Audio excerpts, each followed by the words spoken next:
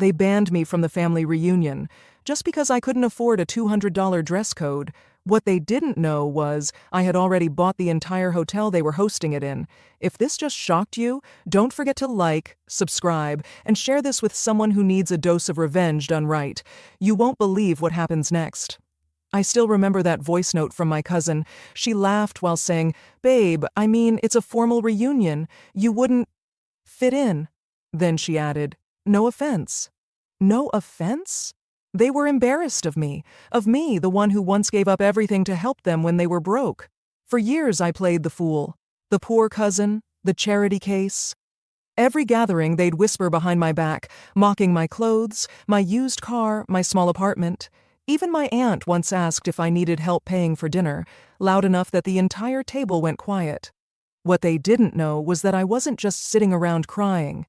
I had been working silently, building a tech platform on nights and weekends. I stayed low, stayed quiet, and let them believe I was struggling. Because I knew the day would come, and that day was this reunion. They booked a luxury hotel ballroom downtown, same place where the valet once refused to park my car because he assumed I was a delivery guy. That burned. But instead of fighting it, I smiled. I was already negotiating a silent acquisition of the hotel chain from overseas investors. They just didn't know. But things took an even sharper turn, one no one expected, not even me. Because just 3 hours before the reunion started, I got a call from someone inside the ballroom, whispering words that would flip everything upside down.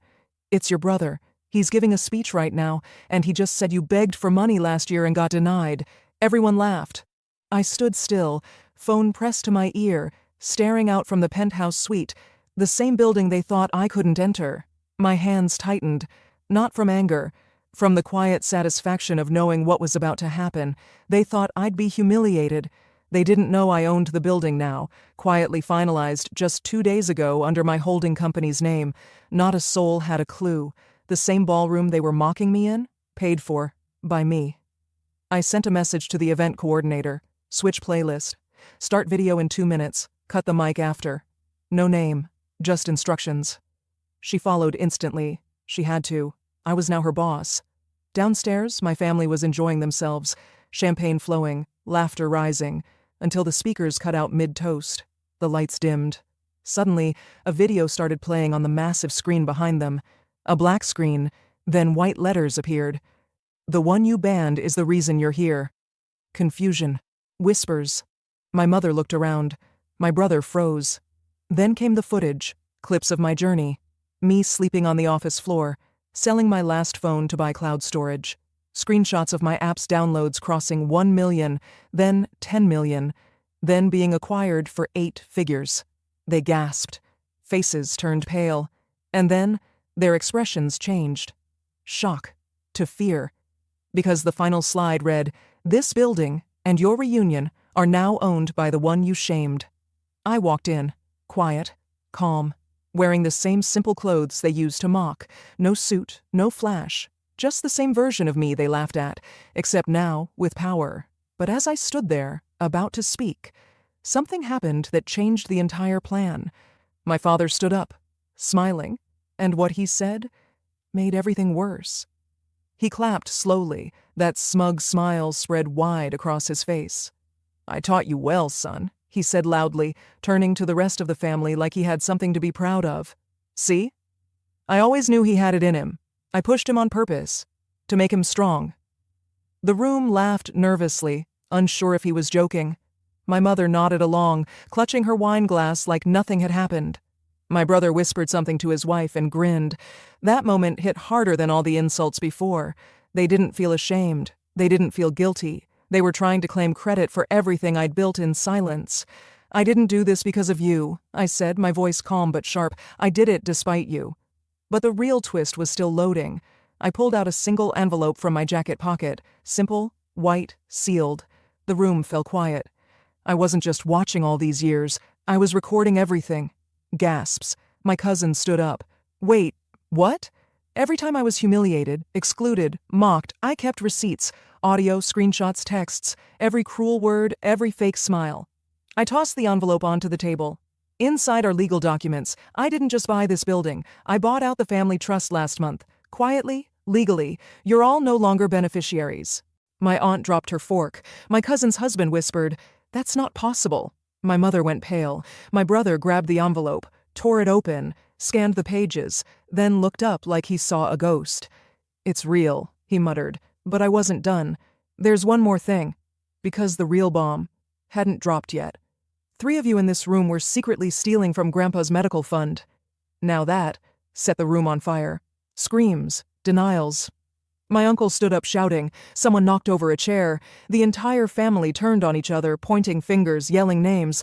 But I just stepped back and watched them destroy each other, and that's when someone unexpected entered the room, someone they all feared.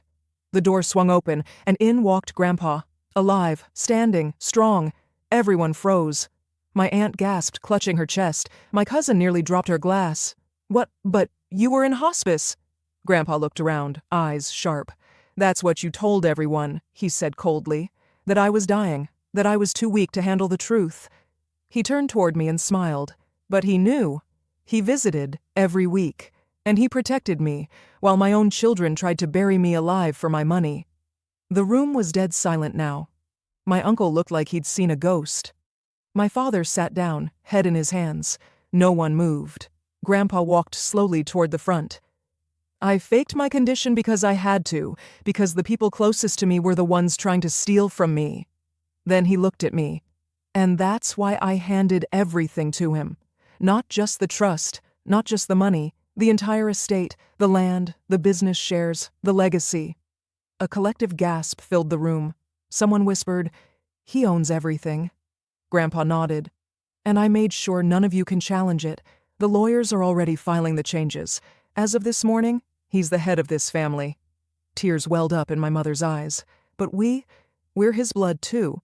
"You were never his family," Grandpa said firmly. "You used him, laughed at him, abandoned him. And now you want to crawl back?" But I wasn't done. I looked around the room at the people who once made me feel less than nothing. "You didn't just lose the money," I said quietly. "You lost the right to call me family." And just as they began to realize what they'd done, my phone buzzed. It was a message from my assistant. "Phase 2 is complete. The press release just went live. They'll find out in 5 minutes." I put my phone away and smiled, because what they were about to discover next would destroy their reputations forever. 5 minutes later, phones started buzzing across the room. At first, confused glances, then gasps, then pure panic. Every major news outlet had just published the same headline: "Tech billionaire uncovers family's financial abuse and fraud, hands over evidence to authorities." There were screenshots, recordings, even bank transfers. Everything linked back to my uncle, my cousin, and my father. Years of embezzlement from Grandpa's healthcare fund, fake charities, money laundering, and worse. My uncle's face turned white. "You leaked this? You set us up?" I looked him dead in the eyes. You set yourselves up. I just let the world see it." Sirens wailed in the distance. Police were already on the way. My assistant had timed everything perfectly. The family who once mocked me for being too poor was about to be escorted out of a luxury hotel, owned by the man they disowned. Security stepped in. "We have orders," one said calmly. "These individuals are no longer welcome on the property." As they were led out, still screaming, still in shock, Grandpa walked over and put a hand on my shoulder. "You turned all that pain into power. I've never been prouder." I nodded slowly. "I didn't do it for revenge," I said. "I did it for respect, and for every quiet kid out there, underestimated by their own family." The ballroom was silent now, except for one thing: the sound of my company's logo spinning on the big screen, behind the words, "Legacy isn't what you inherit. It's what you build when no one believes in you." And as the doors closed behind my so-called family, I realized something. They didn't just lose their money, they lost access to me. Forever. Want more powerful revenge stories like this? Like, share and subscribe? Because sometimes the underdog isn't just coming back. He's already in charge.